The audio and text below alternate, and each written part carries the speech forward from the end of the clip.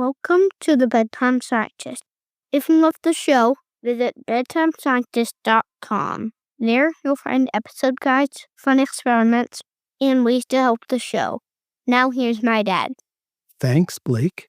Tonight, we're heading out to the Pacific Ocean, a wide stretch of water that runs along the edge of the land and rolls in toward the shore in long lines, one wave after another, even when nothing else seems to be moving.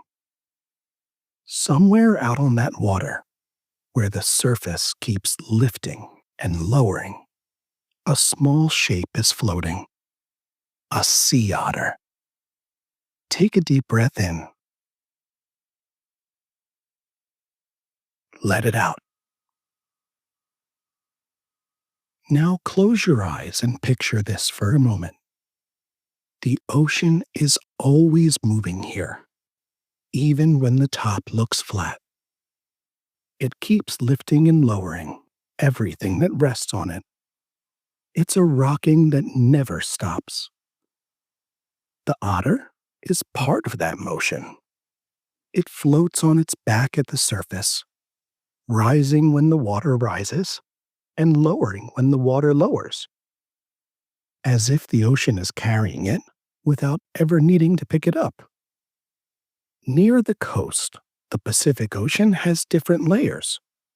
At the top is the surface, where water meets air and waves travel across in long lines.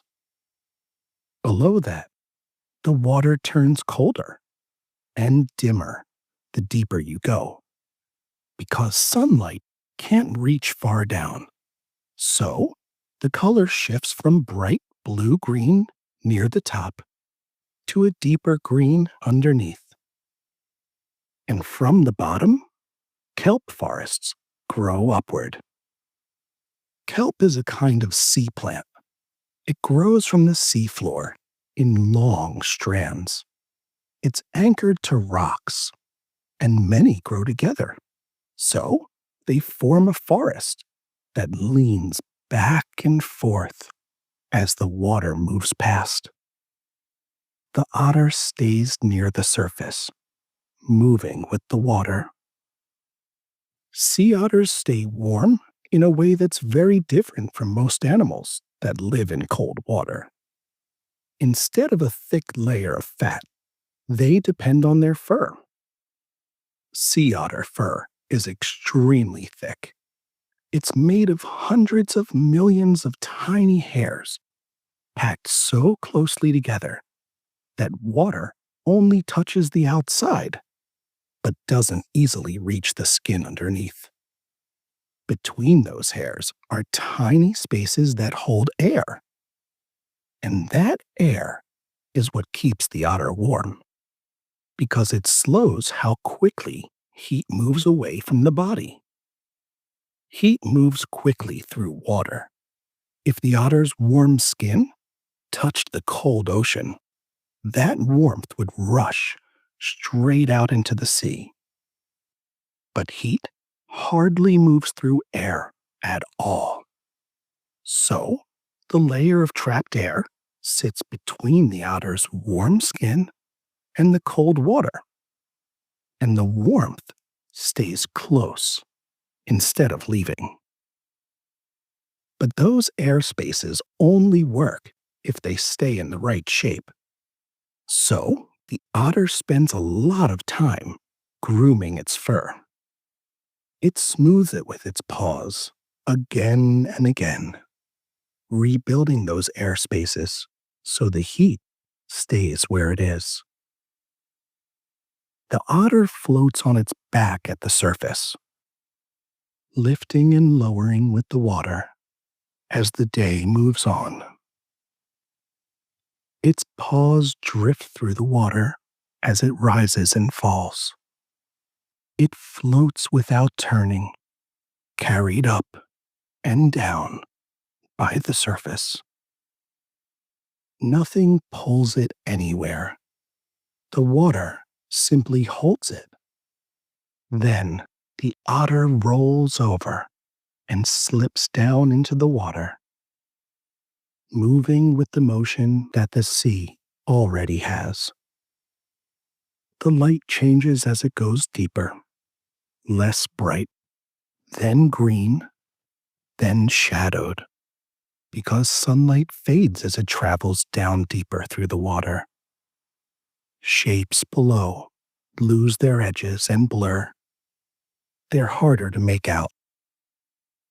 The otter moves through this water easily, holding its breath as it travels along the ocean floor, where life keeps moving, even this far down. A crab walks sideways between rocks. A clam sits closed tightly in its shell.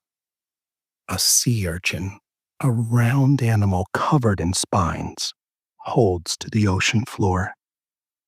The otter finds a clam, shut tight on the sea floor, and tucks it into a loose pocket of skin under one arm.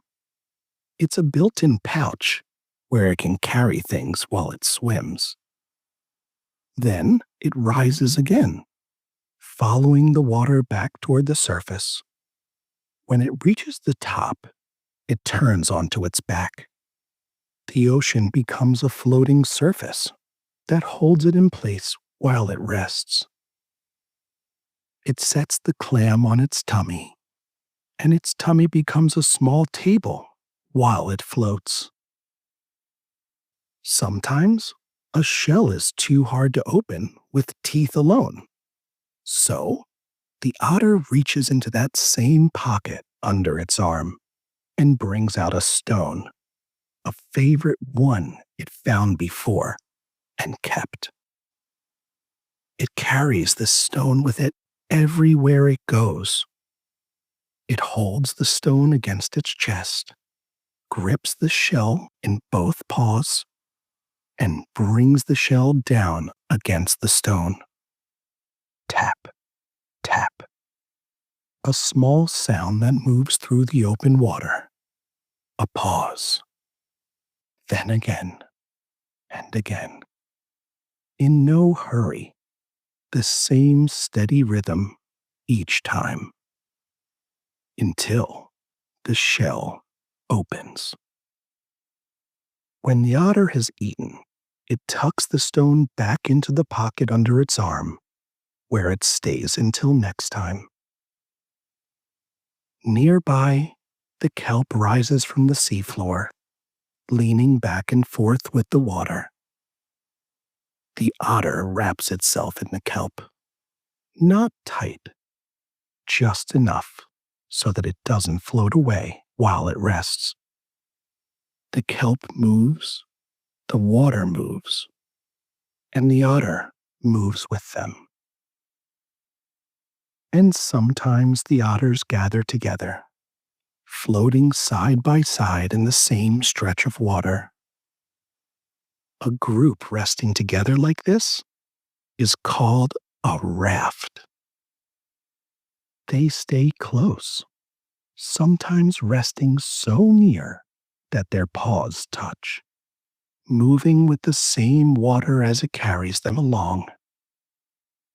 And while the otters rest out there, held by the water and by each other, your own body is doing something like it. Your breathing moves in and out on its own, without needing to be guided.